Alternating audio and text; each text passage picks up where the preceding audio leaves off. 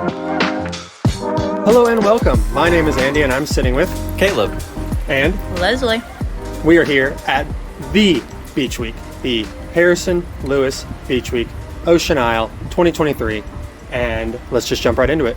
So Leslie is our fourth guest, but the first who is a licensed pilot. Leslie is the creative mastermind behind Caitlin and I's wedding video. Leslie, like Caleb, is a former coach of South Rowan High School sports. Leslie is a woman of many nicknames, the most popular being Freak and Preacher. Last but not least, Leslie is the only non-family member to annually attend Family Beach Week. Thank you for being here, Leslie. Wow. I didn't realize I was the only non-family member. I think so. That's big. Yeah, Kai's a cousin, so. That's true. And We're all Anna, gone Well- forever. Well, probably not gone forever, but she only came one time. Yep. Well, I'm glad to be here. Thanks for having me. I'm a big fan. How many Don't years? listen to the podcast, but you guys are great. There you go. Well, that's the thing. We had Lauren on last time, Okay. and we give everyone a different first, and Lauren was able to claim the first non-listener Oh, to very join. nice. That's So, fair. You needed a more unique first. Okay. Which, by the way, we'll dive into this more later. But Caitlin gave me a hard time for saying pilot. She thought that was too official of a term for you. Is that accurate? No, that's accurate.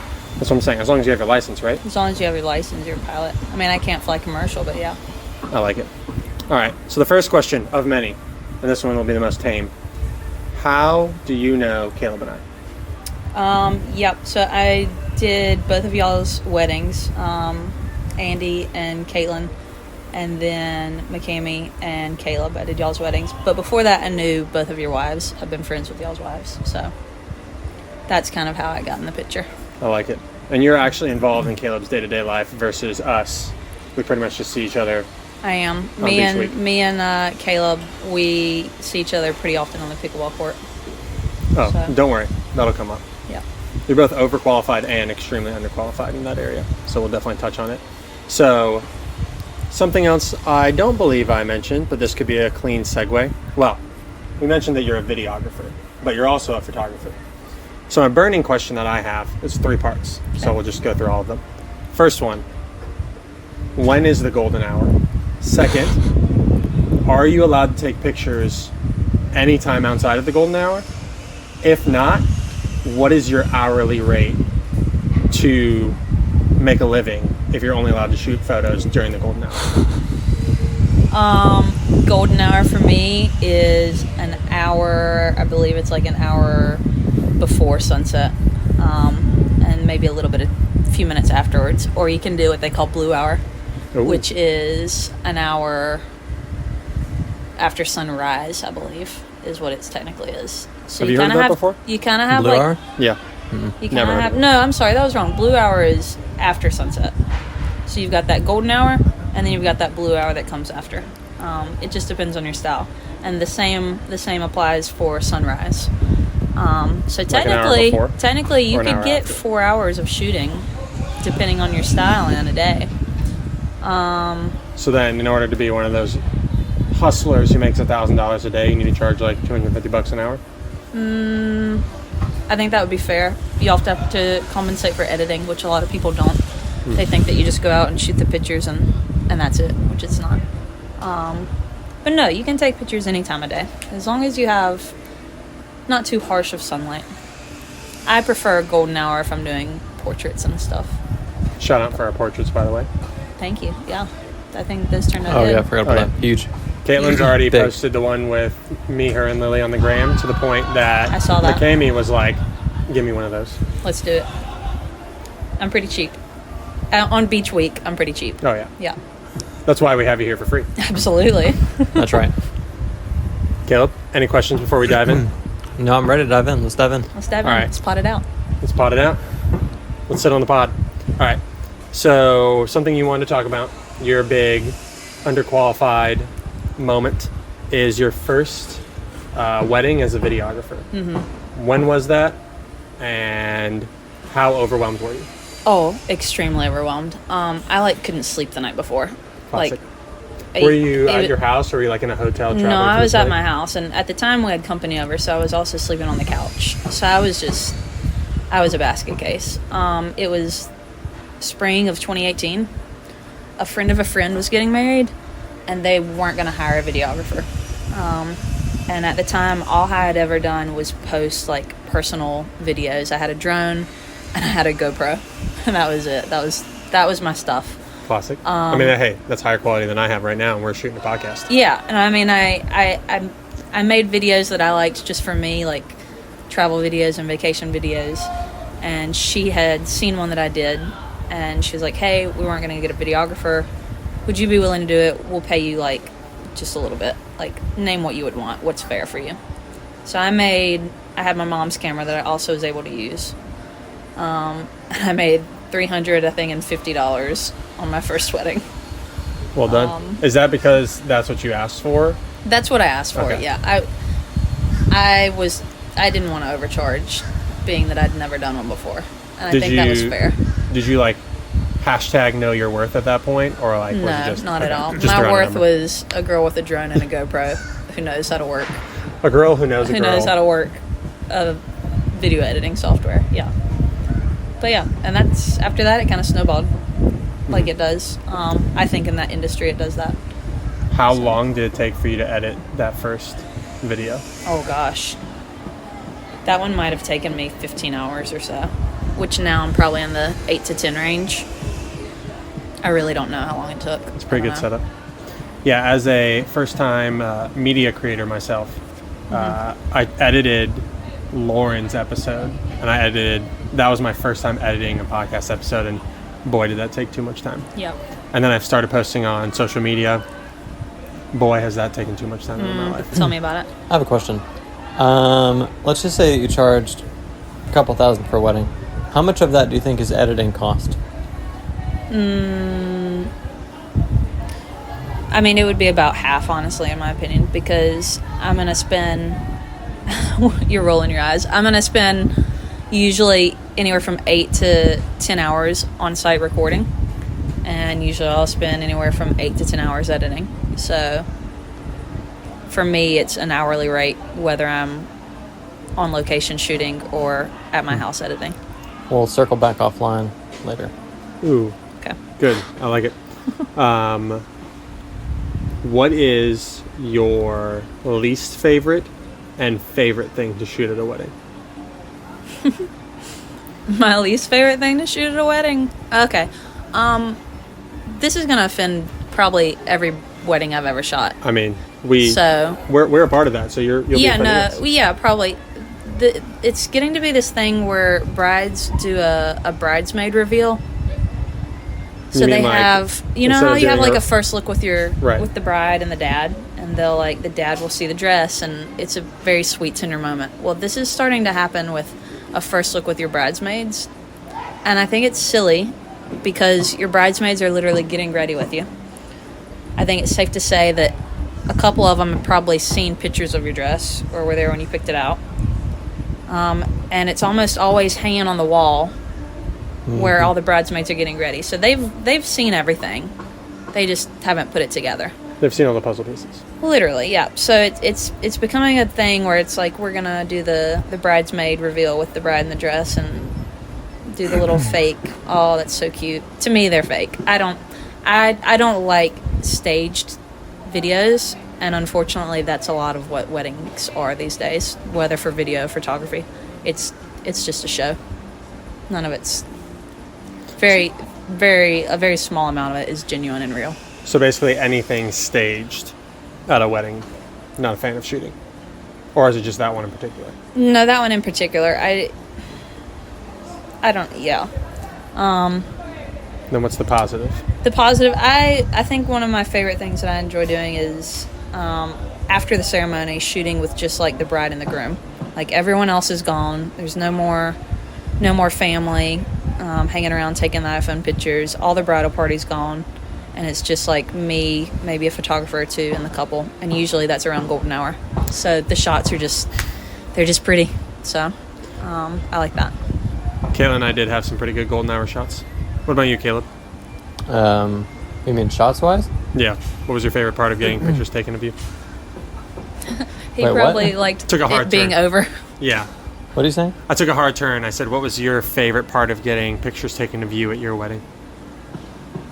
I mean, I was more in the camp of like, I didn't pay attention to, I didn't pay attention to anyone. You I was just paying followed attention orders? to Cami. Yeah, I just, Yeah, at the time of both of y'all's weddings, I had never interacted with either of y'all. yeah. Like, that was probably my first time meeting you, Caleb. And Andy, I might have met you at a game night or something. I don't Maybe. know. Yeah, I mean, it was, I mean, if you're the subject of the wedding, you're not paying attention to even what people are saying. You just hang out with your wife. I mean, yeah, it's just, Yeah. Yeah. But then, of course, if your wife gets stressed, then you have to manage that as well. Or your wife to be. But that's a whole other conversation for another day. yeah. Now that we're here, before we leave, I want to give you a shout out because you, if I'm not mistaken, said you were very nervous to make our wedding video because we picked an upbeat song. That does ring a bell. Caitlin and I Yeah. didn't like these like slow, like super traditional Yeah. like wedding video songs. Not because there's anything wrong with them, but that's just because it isn't our style. That's like Yeah. not the music we like. And we wanted to like a wedding video we wanted to show people. Yeah. So we gave Leslie an upbeat song. I honestly don't even remember what it is at this point. It was, like, Good Day for Marrying You. I don't Yeah. remember who it was by, but yeah. That Great sounds song. right. And so you made it. You did an amazing job. Put it on the internet. And I had, at my first job at UBS, I had a coworker who's in like his 80s. Like this man just lives in Denver, North Carolina, drives all the way down to Ballantyne because he loves working and he loves helping people. Clyde. What a guy. And he has had multiple kids. He's been to who knows how many weddings. Didn't have that close of a relationship with him. He was just, like everyone's grandpa. And he walks right up to me and he goes, "Your wedding video is the best wedding video I've ever seen." He said, "I've seen so many slow, boring, sorry wedding videos, and that is just genuinely the best one I've ever seen." And I was like beaming from ear to ear because it's like when your grandpa says he's proud of you. Yeah. But I don't know if I ever passed that along I to think you did. I do think I remember that. Shout out to Clyde. Clyde. What a man. fan. I appreciate that. What a guy. Yeah. Big supporter. Yeah. Also, you would love him because he has a love for dogs. Him and his wife, now that their kids are around the house, are apparently always just having a new shelter dog coming Yeah. in, staying with them, fostering. Good for him. What a man. Yeah, unlike us, Leslie loves the animals, specifically the I dogs. do. I have Has a two- favorite breed and everything. Yeah, I have 2 dogs. Duke. Duke is 10. He's a flat-coated retriever mix, and Deacon is 4. He's a Bernese. Do you know what any of those things mean, Caleb? Bernice. Like, have you heard it before, or can you picture something in your head? I got the Bernice thing down, more or less. I thought the other one was just a mutt, He is. but He's a that's mix, fine. yeah. Yeah. Those no. The best This is kind. the problem with me coming to Charlotte. A lot of people love dogs, and apparently they love like specific breeds. So I grew up with a tricolored beagle, and I've seen Airbud, so I know what a golden retriever is. But outside of that, like people will name dog breeds, and no image pops into my head. None at all. Okay. And it sounds like you're quite the opposite. Yeah, no, I know quite a bit of breeds. I used to actually, like, whenever I was little, the L.L. Bean catalogs would always feature really cute dogs. Mhm. And we would get those in the mail, and I would literally cut out the dog pictures and, like, glue them into, like, a little book that I made of just dog pictures. So they were just like, golden retrievers and labs, and I think a lot of pointers at the time that they used. Yeah, Caleb and I Back probably when they did something used like real that. dogs, like good ones versus the stuff they put in there now. But yeah. That's so. We're so underqualified to talk about that. That's so outside of our realm of expertise. Dogs? Yeah. Yeah. I don't know. Dogs are weird. You want to talk about this, or you want to move on before you hurt her feelings? No, I've hurt her feelings. She doesn't hurt feelings very much. Her feelings aren't hurt very much. Did I say that right? Yeah. Dog wise, no, we would pick up books at the library with like a bunch of dogs in it or horses in it. I don't know why it was dogs and horses, and then we would just look through the labels and see what they are. That was before we had our what I call the trauma. The trauma. The trauma? Yeah. Have I heard Explain about that. this trauma? I thought I've told all of y'all about this. Oh, this is good. Even if you've told us, we've Yeah, forgotten go for it apparently, again. and I we thought have I've done- listeners now. Okay. Well, anyway, so we got a dog when I was 10. It was a black lab puppy. And essentially, long story short, the dog hurt my dad. And so, I mean, like, it cost a ton of money. Like $5,000 or something. MRI, the works. So we got rid of the dog. The dog eventually got hurt too. Like, it was like a karma thing. It's weird.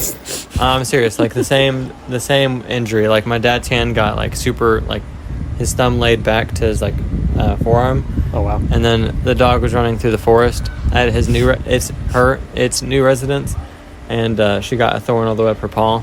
And just like long thorn, like 4-inch type of thorn.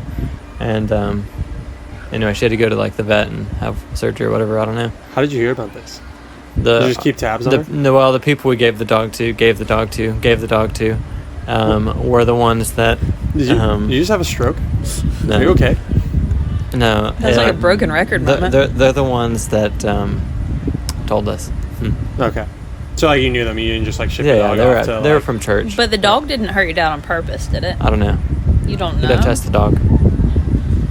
Okay. All right. high quality moment right here. So to get you guys back on the same page so we can have a high quality episode here rather than one where you are like staring and shooting daggers at each other, we don't often talk about things we're overqualified about on this show. And you actually refuted me stating that earlier and said that y'all are actually very underqualified. You two are obsessed with pickleball. I played for the first time on beach week. Mm-hmm. I felt like it was meh. It's probably just because it was super Meh. windy. But chat away. The rise of pickleball is here. Let's talk about it. Yeah, I started playing pickleball. I feel like for me it was whenever it first started becoming a thing, which was pre-COVID.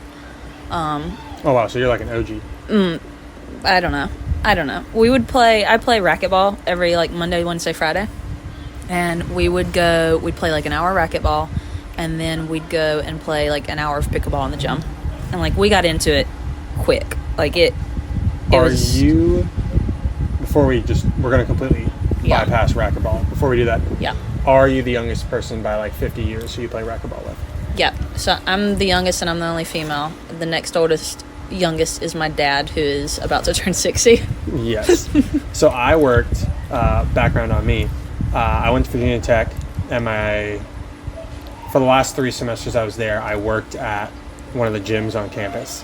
And the front desk that we sat at down the hall was the racquetball courts.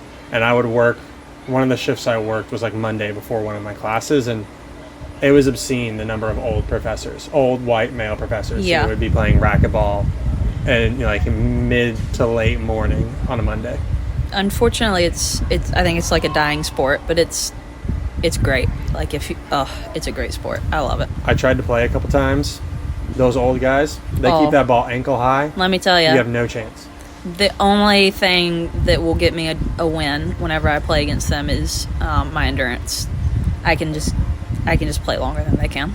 Their shots, though, they know where to put the ball to where it's like you can't even get near it. So, but yeah. So after that, we would go play pickleball, and then I guess COVID happened, and then for some reason I started playing it again, and I think I was the one that took you and Caleb and Kendall and Hunter to the Y. And it originally started with y'all. Right. Kendall, Brittany, and Hunter. And then I think it was like 3 weeks into that during the summer that Hunter was like, "Hey, you want to come play pickleball?" And I was like, Yeah. "Pickleball? Are you serious? Let's go play tennis." So we went once, and then we went back to pickleball forever. Yeah, there was no going back. Yeah. And then we played like 3 or 4 times a week, or we tried to. So y'all are like hardcore. How many? Is it over 2 years at this point that y'all have been playing, or are we still counting just a in year? months? For year me, and a just half? a year. Yeah. This is like a year now, Okay. right? I guess so. Yeah. It was like last year in the summer, because we had the summer off for school, and then we started going to tacos every Tuesday. Taco Tuesday. And then if you that will. went downhill. Read your reviews, Fusion. Okay. Yeah, Use and then your we've just platform to take done, 'em. and then we've just done one tournament. Caleb and I have I wanna hear about this. I don't understand that We- either. our underqualified pickleball We tournament. recorded an episode. understand that. I don't know where it is in the archives, but there's one where Caleb is just like, it seems like he's dead to the world, but what he really was he had driven to Raleigh, played in this pickleball tournament with you, driven back from Raleigh, and then we decided it was a good idea to record an episode. Yeah, So, yeah. was it supposed to be a one-day tournament, or was it like y'all flamed down, or what happened? No, it was supposed to be a one-day tournament. I wouldn't even say we flamed out. I don't know what. I know what the problem was. We won our first. It was best of 3, and then you move on to the next team. So we won our first heat, I guess. Did we beat? Was it a 2-3? Did we play 3 games, 3 matches? I don't remember. I just know we confidently beat them. Yeah, and we were pretty pumped about it. We were because, like, oh yeah, we got these people. The girl, it was mixed doubles. The girl was clearly a tennis player, so athletic, and the guy he used to play baseball. Yeah, he was just athletic. Yeah, and we felt really good about it. Like we were great. on. I think we were kind of on cloud 9. We didn't expect to come out with a win. We thought we were going to get beat off the bat. I mean, I thought we were going to get beat. I mean, So Yeah. people there. y'all were No, just yeah. driving out to Raleigh to have a good time. And Yeah, drive right honestly, back. we Just were- try a tournament. And then we got our egos flamed a little bit. Like, oh yeah, The next partners, 2 partners that we played, I call them the Smurfs because they were wearing all blue. they're matching. Right. It was It was just clear. a washout. It was clear. like they were playing against the School of the Blind. I mean, like we were whiffing the ball. We were hitting it as hard as possible at them, and they would just put their paddle up, and it would just dink right over the net, and we couldn't do a thing about So it. it's like you jumping in the pool with Michael Phelps or something. Oh, absolutely. Yeah, it was. After that, we just deflated completely, and then we lost our next game. And the next After people that. we should have beaten. We should have beaten them. yeah. And that was it. So it was all mental. Once you got absolutely stepped on, you just... I think so. And we were pretty tired. Like, that was a lot. It was A lot of yeah, it was intense definitely- games back to back. It was like 6 or 7 games. Middle of the morning, getting to late afternoon, early afternoon. Like it's kind of hot, and Yeah. yeah, we need to get out there again. Yeah, we're gonna find another one. I don't know what the interesting. deal We're is not with done that. with the Are you, tournament. you're hooked What- on tournaments? Oh yeah, I like it. Do you like I played. Yeah. Yeah. I played 2 spike ball tournaments, and pretty much exactly what you described is what happens. Like you win a game early, you're like, all right, I can do this all day. You play a tough game, and you're just like, why do I have to be here for another 3 hours? Like I know I'm not going far enough. I don't play enough. Can I just go home? Yep. But it sounds like y'all are the opposite. Y'all are trying to extend your stays at your next tournaments. it? Oh yeah, Yeah. it's fun. I like it. I like competing. Big competition guy. Yeah. I miss being able to compete, like in high school and college, being on sports teams. But after you graduate and you go into the adulting world, you don't get to do that as much. You get So old. that was a way to do it. Yeah. Yeah. Yeah, the closest I guess competition people ever get to is if they choose like a hobby or like some sort of weird weekend thing. And it's weird that with pickleball, it's a hyper focused like growing sport in America, but there's not many tournaments. Like, what am I missing on? Like every time I go to the website, there's no tournaments. Yeah, we're looking. Sounds like you just need you. Well, I really You just want need an to. organized guy who likes the sport. That seems like a lot of work. Yeah. We just want to go and play, and I would I just prefer want to like get a a weekend, t-shirt. yeah, like a Saturday, nice t-shirt. Yeah. Yeah, nice t-shirt. Well, maybe that's how everyone else feels like. They're like, someone else will set it up. I don't know. I feel like there's probably a league somewhere that we're just not aware of or something. Yeah. Maybe. Maybe one day y'all can do an underqualified pickleball tournament. Oh yeah. I'll show up for Sponsored that. by- Yeah, we recently decided good shirt. if we build on the brand, we were like, should we keep the word underqualified and then do a bunch of underqualified things, or keep thoughts and do a bunch of other thought things? Mm-hmm. And we recently decided like it's going to be underqualified blank if we ever, build a tree or whatever, a media empire out of this. So underqualified pickleball. We Yeah. could have a sponsored team. I mean, hey, I'd be there. I'm game. why not? We just buy. I mean, we can buy a professional sports team, right? What's it like? A couple bucks? How much money do we have to invest? 44, 75, 77. Isn't that how much money you're giving away right now? Close. Yeah. Shout out. Go to the Instagram page. We're giving away money. Comment, share. What? Oh, yeah. Caleb, by the way, What are we doing? anyone who's here, Caleb doesn't look at the Instagram page I at don't all. have He has Instagram. I don't no have clue social what's media. going on. I don't know what social media is. Today, I made a video where I was counting money to tie it to a story I was going to tell about generosity. You know, nice B-roll with the story. And when I was doing that, I felt led. I was like, well, if I'm telling a story about generosity and I'm counting money for the B-roll, I'm going to give the money away. And I was trying to do it to get nothing in return because that's how generosity should work. But I was looking in our, like, you know, in our insights, and you can't see like account names for people who just view it. So I was like, well, whoops. So you have to view it, or you can't just view it. Like, you have to like, comment. If you share, I think we get a message that says that you shared it. So we'll have that. So money? Yeah. Basically, right now, Leslie was the only one to like it. Then Caitlin liked it. And I looked at Leslie and was like, by the way, Caitlin, just cut your chances in half. So then Leslie took her business account for her video production. Shout out Black Dog Productions. NC. There you go. And she liked it. So now she has a 66% chance of Back getting in money. the game. What? He'll tell you later. It's okay. At the end of the post, I shared my story about generosity, and then I said, in the spirit of generosity, we want to give the money away that I counted in the B-roll, which is $44.98. 44 what? $44.98. All right. I need to build a LinkedIn account. No, Instagram account. What? Oh, yeah. I told Caitlin that too. I was like, Caitlin, do you want to go make some spam accounts to go like? She's like, no, that's not worth it. Also, we probably need to fight against nepotism, so someone other than me needs to win it. I was like, fair. Probably also doesn't help. I need to get in with the times. No. No, don't. No. Stay off social media as long as you can. It's a horrible place. Well, so this is interesting. We didn't even have this on the topic.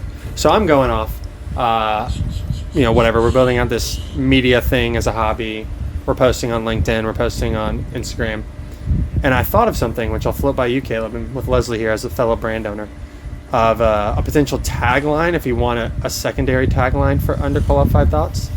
And I would say, we're here for the push to neutral. Point being, I'm fully confident that social media has a net negative impact on the world. However, I've seen too many people that I, like the Bible Project, Tabitha, the food YouTubers who I watch, that book that I read by Matthew B. Crawford. There's too many people in this world who I respect and I believe have good intentions, who have sought to make a career centered around social media. Yeah. And so while I think it is a net negative, and I got off social media, 2.5 years ago, and I'm just getting back on, I think that it's not all negative, and if it's not going to go away, which it seems pretty apparent, I don't think it's an area where we should choose to retreat from. Rather, it's an area where we should critically engage and seek to make the impact of social media closer to a net positive. I think, unfortunately for businesses too, it's a must. Like, it's a necessity. It's either jump on board or get left behind. Right. It's branding. That's how you get your name out there. A lot of people are going to go to your social media before they even look and see if you even have a website these days. Like, what is a website? Yeah. Like, just look up on Instagram. That's what A people website do. is link in bio. That's what it is. Yeah, literally. So. What do you think about the secondary tagline? It makes sense to me. I think it goes back to balance. I mean, like, what too much of anything is a bad thing. Mm-hmm. So, yeah, makes sense. Yeah. And I think I very much was of the camp about 2 years ago that was like, whatever. There's this thought of where should Christians critically engage and where should Christians choose to retreat. And I thought social media was a choose to retreat, but at this point, I think there is good that can take place on it, but we need to be able to put boundaries around ourselves so that, because what social media is really good at is it's hyper palatable stimuli that seeks to steal your attention. And so what we need to do is put boundaries so that our attention isn't always being taken from us, both for ourselves, the adults who don't know how to regulate ourselves, and our kids who we need to teach how to regulate themselves from like day one. I concur. I like it. I concur. The concur. All right, we got 2 concurs. I'll throw a third. Motion carries. We're moving on. Does it sound like one of your meetings at church? Absolutely. I'm gonna Okay. cough now. Pause. Proceed. I like it. We'll probably keep that one in. That was very well timed. All right, so to completely get back on track here, I mentioned you're a pilot in the intro. Mm-hmm. I can already understand how you would feel underqualified trying to fly a plane in Yeah. the sky. Yeah. So give us some more detail on what it was like.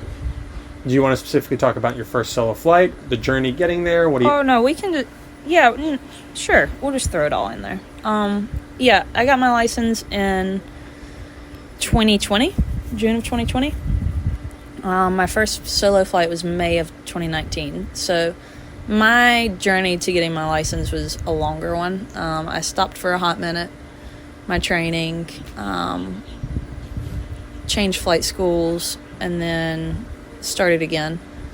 So my path for it was a little bit longer than most. At the time, my plan was to go into commercial. I was just gonna go all the way. Like commercial airlines. Like Delta or like commercial like FedEx, like or didn't know? It was undecided. Tomato, same thing. Yeah. Just Whether it was for the shipping industry like FedEx and UPS or working for Delta American, the jobs were there and they are there. Mm-hmm. So that was very enticing to me. So yeah, at the time I was 2020, that was 3 years ago. So I was 22, 23 whenever I was starting. just a young buck. Yeah, and no one in my family has flight experience. No one in my family has their license. So for me, before I even considered it, because it was actually a friend who was like, he let me fly his plane with him in it. He was like, you take the stick. So I did. I got to fly it some. And I was like, oh, that's awesome. Isn't that the most Like, ridiculous this is thing? way better than a drone. I've heard people say this, like they'll have friends who are pilots and they'll be just like, hey man, just like, take the wheel. Yeah. It'll be fine. Yeah, no, it was great. And then whenever we got back down, he was like, no, the next thing is you can get your license. And for me, I was like, no, I can't. I'm about to graduate college. I have no flight experience. I've never even thought that was possible to do that quickly either, to be able to just go and do it at what at the time I was silly in saying was an older age. I was like, I'm too old to become a pilot. It's like, that's a big skill. But I did. I got my license. My first solo flight, I might have had I had maybe logged 20 to 30 hours of flying. Is there a bare minimum before the solo flight? I'd have to go back and look. I don't think legally it might be like a 10-hour minimum with an instructor. But it's solely based on your instructor and when they say you're ready for it. So mine was planned. It was on the schedule that I was going to solo that day. And it was a weird feeling because we did a couple laps around the pattern together. Did maybe 2 landings. And then he stopped. He had me go taxi off, let him out. And then he was like, all right, it's your airplane. And then it was just a surreal, okay, as soon as I took off, I look over to the right and it's like your instructor is not there. And it's literally, it was eerie. But yeah, what was that? Was that anxious, excitement? For sure anxious. But I think after the fact, once I took off and leveled out, the thing with flying is it's a bunch of repetition and you're memorizing everything that you need to do, basically in order to get back down on the ground. So I knew level off at 1,400 feet, RPM set to 23, whatever it was at the time. So I know every step, whether my instructor was in there or not, which made no difference. So for sure anxious, but I imagine as soon as I took off, I started just like probably just talking out loud and praying out loud. And I was just like, okay. So talking to myself a lot. And you have to do three touch and goes. So Was that like land. Yeah. I might have had to taxi back actually. So 3 landings by yourself. And then first one went smoothly. The second one was a little of a bump. Third one I think was great. And then after that it was, I don't know, you go home feeling pretty good about yourself after that. As my shirt is drenched in sweat. Oh, yeah. As you're and like, my hands, you're still and shaking. my hands are just shaking. You're like It's kissing the how ground. did I just fly this airplane by myself? Yeah. So I guess that was a cool feeling, but it wore off, and you were considering commercial because you wanted the feeling of a bunch of white people clapping when you land. that's horrible. Yeah. I was enticed to commercial, I think, because at the time it was a plan. Flying is everything's planned out. You get your private license, you get your instrument rating, then you get your commercial rating, blah, blah, blah. You become an instructor to build hours. And then after you have a certain amount of hours, you're hired into whatever airline you're trying to go for. Which for me too, it was even more set because I'm a female, so I'm a minority, and that's what the airlines are wanting right now. So it was literally almost job guarantee with great pay. And so for me at the time, I was like, yeah, that's great. I like a plan. I'm a planner. I like knowing what comes next. But it was last year, I think, is whenever I stopped my training. I realized that I just didn't love it. You weren't willing to do those like 17 days on, 10 days off. Yeah. I don't know. I think I was just forcing it because of the plan and because of the probability of a good job with good pay. But it's a lot of time and a lot of money to go into something that you don't love. Right. So that was a hard decision for me in that. Because after that, I didn't know what I was going to do. I just fell back onto my videography after that, which I was fortunate to at least have that. I was still doing that in the whole process. So. Right. But yeah. Yeah. I mean, I'm right here with you. I left. Caleb did the opposite. Caleb left a job that's one of the, not worst paying jobs, but most average paying jobs in the history of ever for teaching. Mm-hmm. But I left a job where I was making more than I am right now, and you didn't even have to have a high school degree to do the job. Being a client associate for a financial advisor, you're basically the best paid secretary in the world. Because the financial advisor is raking in so much money, mm-hmm. and then they pay you a portion of that. Right. But it's like, it's miserable to be doing something you don't love. Yeah. It's even more miserable when the money's good, so you feel like you tempting. should stay. Yeah. Because it like logically makes sense, especially when it's stable. Like people are going to be flying planes for the foreseeable future. People are going to be using financial advisors for the foreseeable future. And then, even more dumb, which you experienced, I experienced. We'll find out if you experienced, Caleb. I'll come to you in a second. I was 27, and I was like, I'm too old to make a career change. Right. Yeah. You know, obviously. And everyone you're talking to is like, you're not old, you're young, and they're laughing at you for it. But that's how you feel. But you go on, LinkedIn, you go on any other social media, and you're like, oh, that one guy I know from college has already started his own company and is already working at this is already higher up in Facebook or high up in Google or whatever. And you're just like, wow, I mean, I missed the boat. I guess I just have to stay where I'm at and provide for my family. Right. Yeah. Caleb, can you relate to any of these feelings? Yeah, I mean, we have to be able to provide for our families. That's like fundamental. But I don't believe you're ever too young to switch careers. You mean too old? Too old, I mean. Or both. We'll go both. Yeah. Too young to... Yeah. I mean, if there was an opportunity like this time next year, or, I mean, in 5 years or whatever, that's just different, then yeah, like I would definitely go for it. But yeah, I mean, providing for family is number one. So like, you have to accomplish that, and then after that, like, can I make this job match what I enjoy more? I do think that culturally, that idea has changed. Like 20, 30 years ago, it wasn't what job do I enjoy? It's like what job absolutely can I provide? And that's it. There was never a like any demarcation there.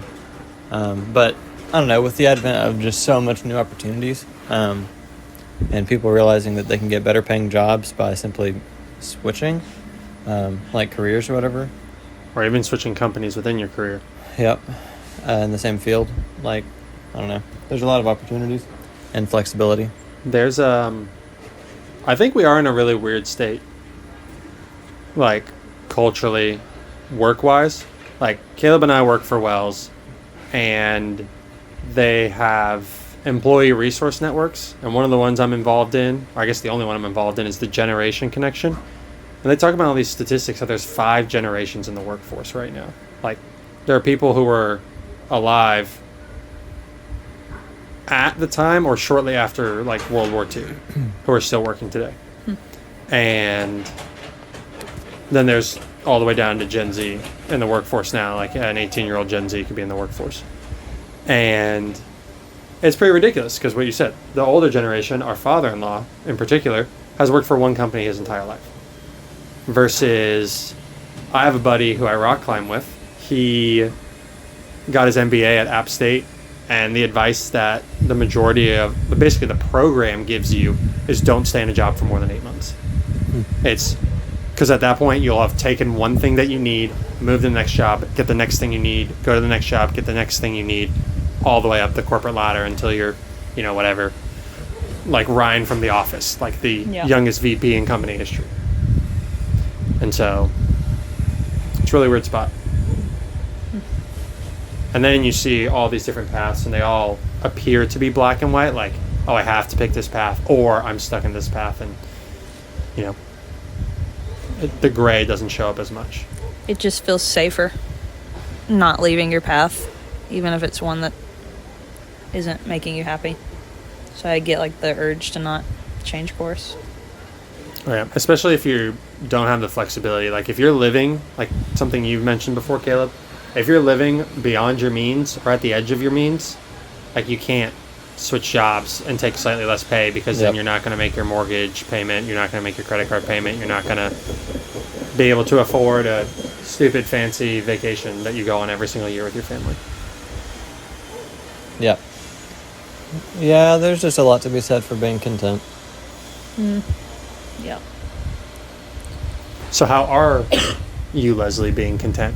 What is, you wanted to go be a pilot, make a ton of money, realize you were going to be sad making a ton of money, and now you're content, making a moderate amount of money, doing something that you somewhat enjoy doing? Is that right? I wouldn't say that I'm content. That's something I'm having to learn for me personally, is being happy with where I am. I'm happy with the flexibility that my job gives me right now. I'm very fortunate with hours and getting to travel, and that's not something that a lot of people my age that are locked down in a job and have families get to do.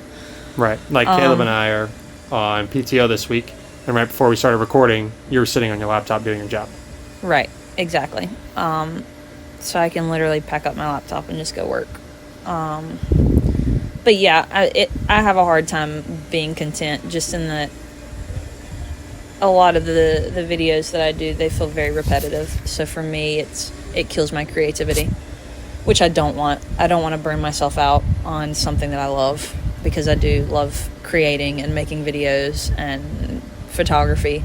I love doing that, but I never want to hate doing it for myself. I can do it for someone and bring in a check, but whenever I go travel and don't have the urge to pick up my camera, that's whenever I know I need to fix something. Because I want it for myself first, just because that's what it was whenever it started. It was just my hobby that belonged to me, before there was ever a paycheck attached to it. This is the second interview in a row where we realized we're going to have to hire the person we're interviewing. Because Lauren is going to take our jobs. It's her job to contextualize the gospel for people. And so she contextualized every single story she was telling us so well. So she's going to take our jobs as podcast host. Perfect. Sounds like you're going to take our job as creative director. Awesome. Let's Love do it. Because I'm with you. I have done social media jobs in the past. I did one for a business, like a furniture retail business. And I did one, that was an internship. And then I had another internship doing it for a Athletes in Action, which is a Christian ministry for athletes. And like I really enjoy being creative, and something that really didn't make sense to me was why I hated those jobs so much. Yeah. But starting to do this, well, I went on a whole thing. We'll talk about it another day, because I think I just wrote a post about it. I didn't talk about it in the podcast, about how I was so anti doing a podcast, and now I'm like really enjoying it and having fun because it's that creative itch. Yeah. Same thing with creating like posts on like Instagram. I find it really enjoyable to like have a story in my mind and then try and come up with B-roll for that story. Right. Like when I wanted to write a post about wasting my time, I was so thankful that you asked for just the red Skittles to eat during this podcast, because I was like, what's something that's wasting my time? Picking red Skittles out of the jar. And so it's really simple. Like I have a visual image that perfectly matches like a story that I'm trying to tell. Thank you for those too, by the way. They were delicious. Delightful. Problem is, I left the bag of red Skittles in the room that my daughter was sleeping in. That's okay. So I had to pick about an extra 12 right before we started. And then I ate almost all of them. Yeah, and she looked in the lid, found out she was out, and was very sad. All right, so Caleb said we don't want to go more than an hour. We're getting near there. So, checked off underqualified videographer. Would you say you're a qualified videographer now? In certain cases, yes. I still have a hard time at looking at myself as unqualified, underqualified, depending on the shoot. But I like to go by the motto, fake it till you make it. So classic. I can confidently go into a situation, or at least make people think that I'm confident about shooting. I feel like that. I don't know how we feel about that. We've said things like you don't need to fake competence. I don't know how we feel about the phrase fake it till you make it. Well, I mean, I really think fake it till you make it. Like, you still have to kind of be bold with where you're at, and like understanding that, yeah, you might not know everything you need to know, but like if you walk in there and have a plan, at least for a lot of people that say that, they actually do know what they're going to do. Like, they have a plan. They're just maybe not mentally or emotionally confident yet that, oh yeah, I'm going to knock it out of the park. They say that because, yeah, they have a plan. I mean, I say that like on the golf course or wherever. Like, I'll say, okay, I'm gonna try to get this one. But in reality, like, I know that I can, and I probably will. But I'm just saying it for the reassurance. Like, Yeah. I might have to fake this one. You know what I mean? A simple example would be when you show up at like a private golf course or like a private golf club. You know that no one's going to ask you why you're there. Like, because no one ever asks those questions. But inside you say to yourself, okay, I'm going to have to fake that I'm a member today. You know what I mean? Yeah, I don't belong here. Yeah, I don't belong here. When in reality, you look like them, you talk like them, you know this stuff. And you might feel underqualified to be there. And you probably are, because you didn't pay the dues, so to say. But reality is you'll be fine.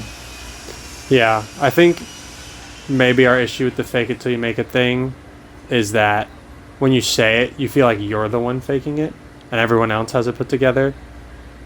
But everyone is still learning and trying to figure it out. Like, shout out to Mark Zuckerberg. He went out during COVID and got his black belt in whatever discipline of martial arts.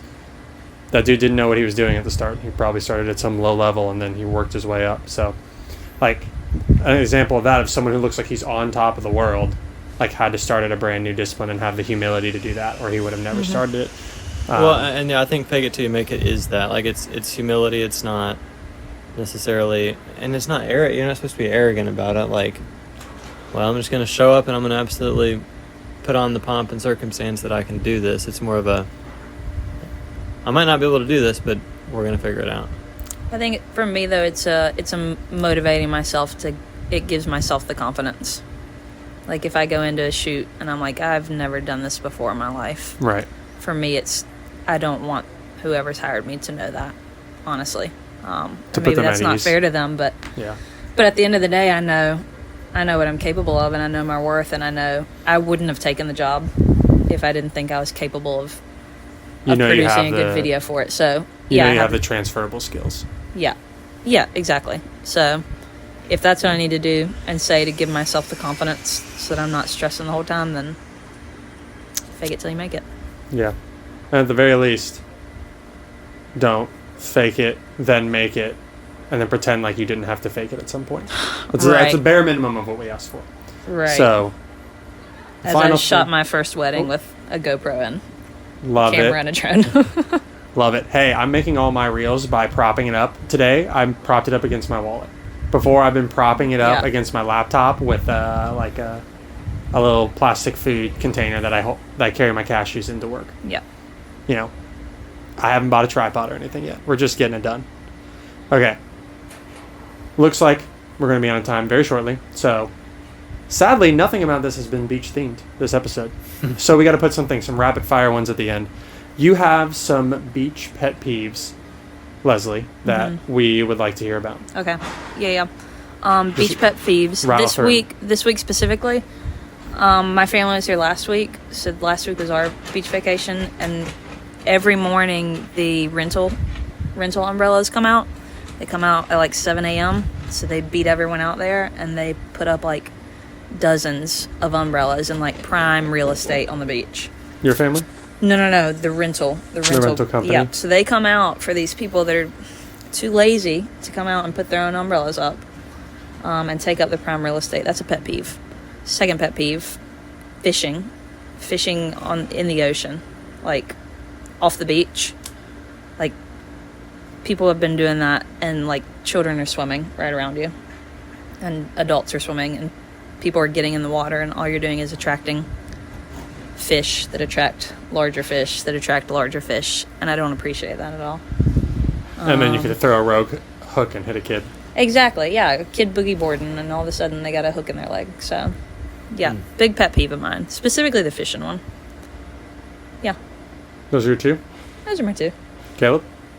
Do I have pet peeves? Oh, yeah. Beach pet peeves, specifically. I don't know, just bringing too much stuff. It's just a week trip, you know what I'm saying? Like, and then just... Do you really need that? That's all. Packing? Yeah, like Like you just really need packing to get here, or packing like to go to the beach for a couple hours? Both, all of it. I mean, I guess it's a life pet peeve, trip pet peeve. But yeah, just... Seriously? Travel light?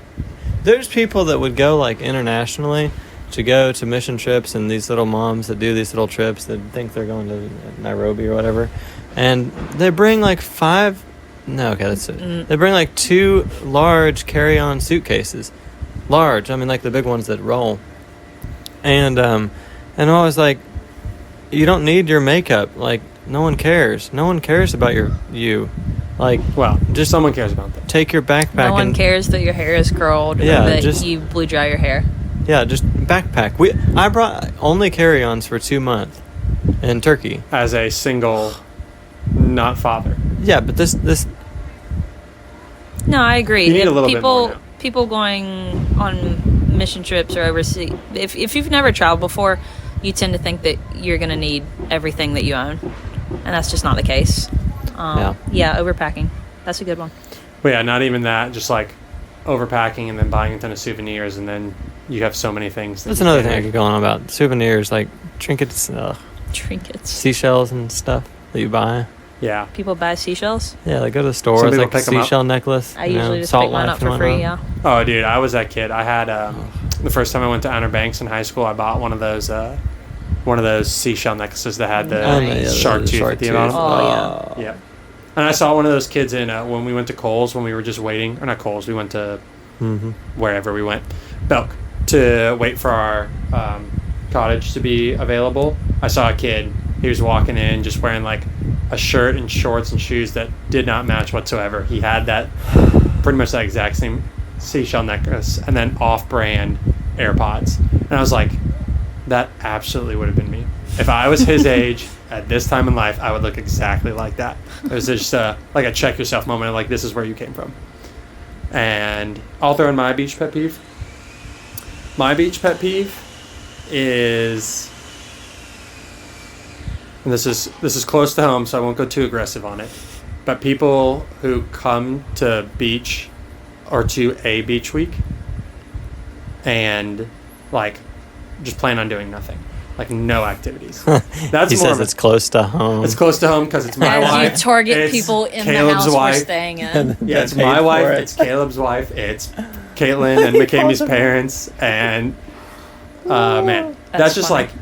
So I empathize with it a little bit more now that we've had Lily and with how difficult Lily is. Yeah. Like, so basically, last year when Caitlin was pregnant, we were planning our baby moon, and she was like, "I want to, I want to go to a beach somewhere," and I was like, "Absolutely not."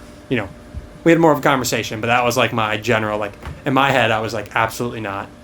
I already spent a week of my summer on the beach doing nothing with your family. I don't want to go do that again somewhere else. So we went to Boston. We had a phenomenal time, explored the city. Kayla and I loved it. We're going to circle offline. Yes, absolutely. We don't have time for this. No. But this year, when Caitlin, we were like thinking about things to do, I was like, absolutely. I'll take a beach. I will go to the beach. I will do nothing. Lily has taken so much sleep, put so many gray hairs, not because of who she is as a person, but because of her stomach and everything else that she's going through. And I'm just like, yep, I'm cool to do nothing this year. So that pet peeve is, if we did this conversation a year ago, and especially 2 years ago, I would have been, like, this is the worst thing ever. I can't believe you. And now it's just like, it's kind of a pet peeve. That's why I like lakes more. Lakes have, like, you have to bring activities to the lake. Like, you have to have a jet ski, or you have to have a boat, or you have to have, like, whatever those foam pads that float on the water for you to wrestle people. Yeah. Beach, you can get away always- with being lazy and doing nothing, and I just can't sit on the beach. I always find it very interesting, like, different families and how they do the beach, because it's such a popular vacation. I feel Right. like here in the South, like, every family, you go to the beach for a week, but they're different. Like, my family was just here last week, and we do just about the same schedule every day. And it's not like you don't have to partake. You can do whatever you want, but we all are doing what we enjoy. We're going out to the beach, we're coming in for lunch, maybe going on a bike ride, and then we're going back out to the beach. Versus here with y'all, it's like completely All it's just over the go place. with the flow. Everyone's doing whatever they want, which is great. As a vacation, a relaxing vacation should be. Right. And a lot of y'all don't even go out on the beach, which is Nope. just hilarious to me. My feet have not touched the beach sand this year yet. Although we've only been here for 2.5 days. Yeah. I'll get out there eventually because we'll want to take Lily out and be there for her first beach experience. But Yeah. something you said made me think of something, and it's already left my head. So we probably should just wrap up. You think food's upstairs? He just walked by. Oh, we like to hear that. I like it. Let's not let our food get cold. All right. Thank you for listening in. Peace.